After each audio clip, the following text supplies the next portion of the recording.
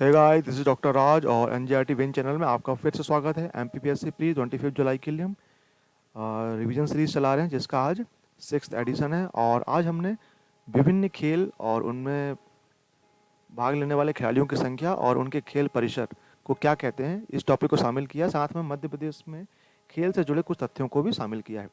तो चलिए शुरू करते हैं आज का हमारा वीडियो। पहला है बेसबॉल। बेसबॉल में 9 खिलाड़ी होते हैं एक पक्ष में, और जहां खेला जाता है उस खेल परिसर को बोलते हैं डायमंड।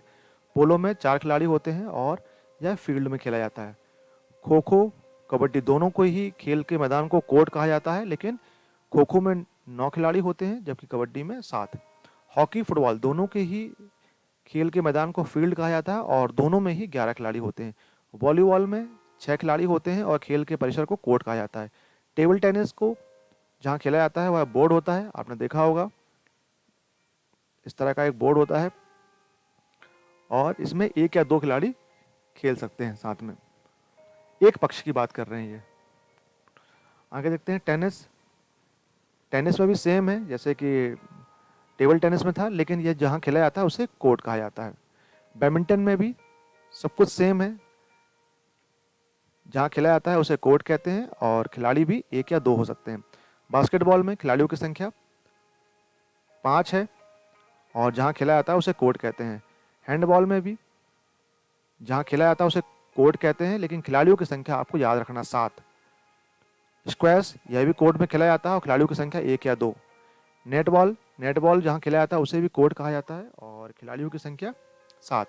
तो हमने क्या देखा, हैंडबॉल, नेटबॉल और कबड्डी, इन तीनों में ही 7-7 खिलाड़ी खेलते हैं।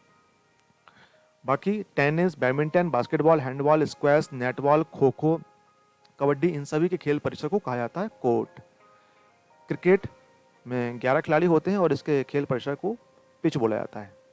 हालांकि यह भी फील्ड में होता है, लेकिन जो ये मेन जहां क्रिकेट खेला जाता है उसे पिच कहा जाता है।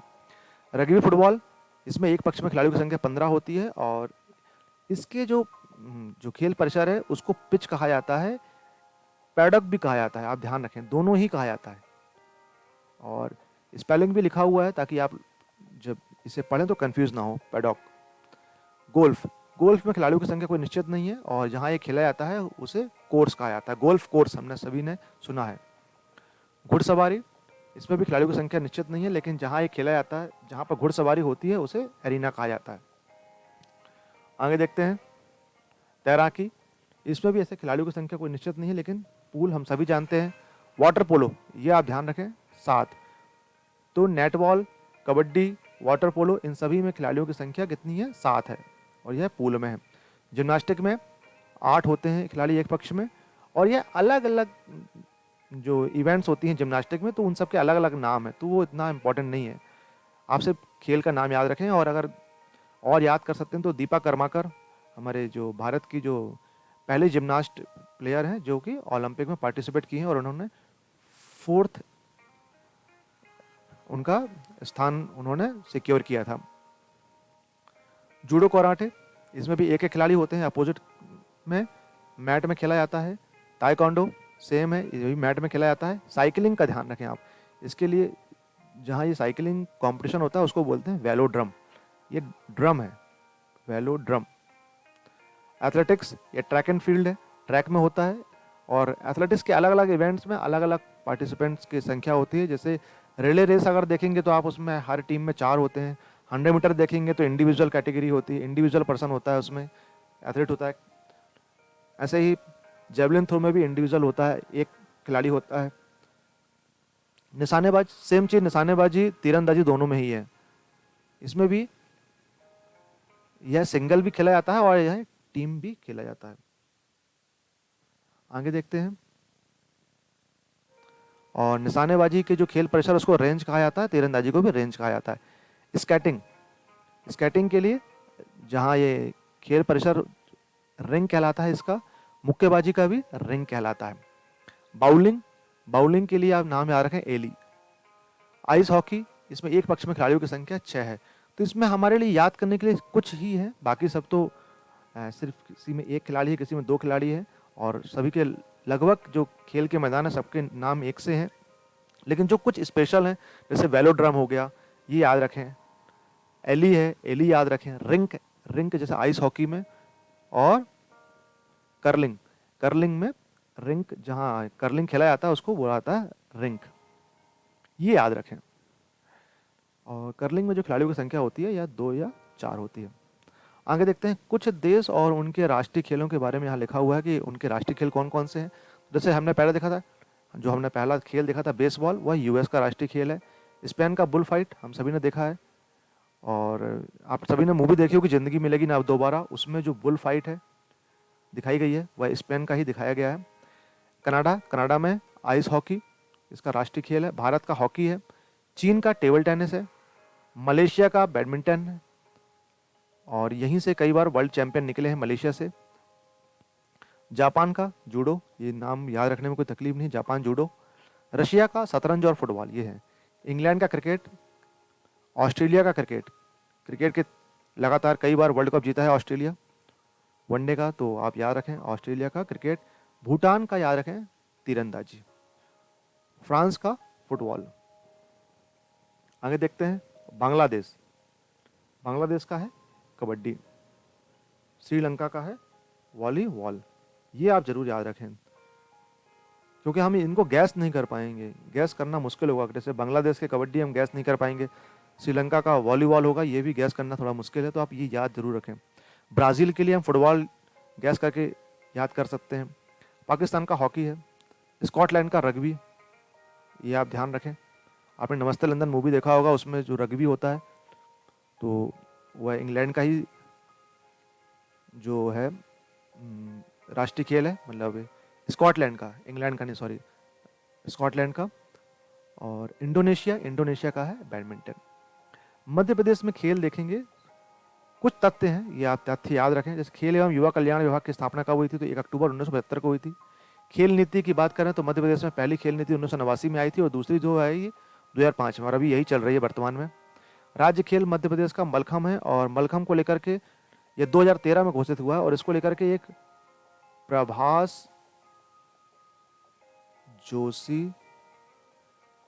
पुरस्कार मिलता है, आप ये नाम याद रखें। अब कुछ स्टेडियम देख लेते हैं मध्य प्रदेश के जो इंपॉर्टेंट स्टेडियम है और उनकी लोकेशन क्या है। जैसे कैप्टन रूप सिंह स्टेडियम, यह ग्वालियर में है, और यह क्रिकेट का, लेकिन जो कैप्टन रूप सिंह थे ये हॉकी के प्लेयर थे। ऐशबाग स्टेडियम, यह भोपाल में है, हॉकी का है। एस्ट्रो टर्फ, मध्य प्रदेश में एस्ट्रो टर्फ का ये अपने आप में पहला स्टेडियम था, कृत्रिम घास का। एस्ट्रो टर्फ मीन्स कृत्रिम घास। आगे देखते हैं तात्या टोपे स्टेडियम, यह टीटी नगर भोपाल में स्थित है। यहाँ पर खेल संग्रहालय भी है, और सौर ऊर्जा से संचालित है यहाँ पर, और ये मल्टीपर्पस स्टेडियम है। अंदर आप जाके देखेंगे तो यहाँ पर एथलेटिक्स के लिए भी ट्रैक बना हुआ है, फुटबॉल के लिए भी है, और दूसरे इंडोर एक्टिविटीज के लिए भी है।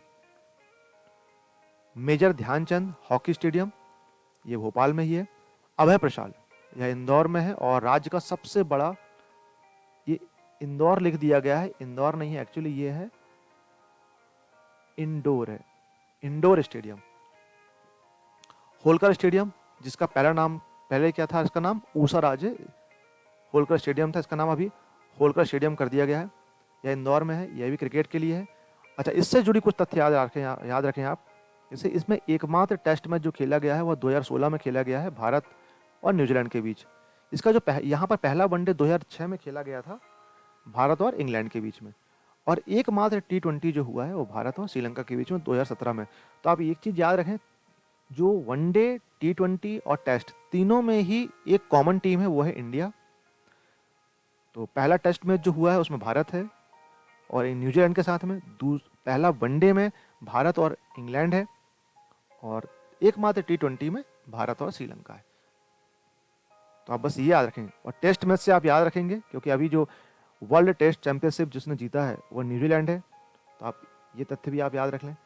तो एकमात्र टेस्ट मैच जो हुआ है वो भारत का न्यूजीलैंड के साथ हुआ है। यहाँ पर पहला वनडे इंग्लैंड के साथ, T20 श्रीलंका के साथ।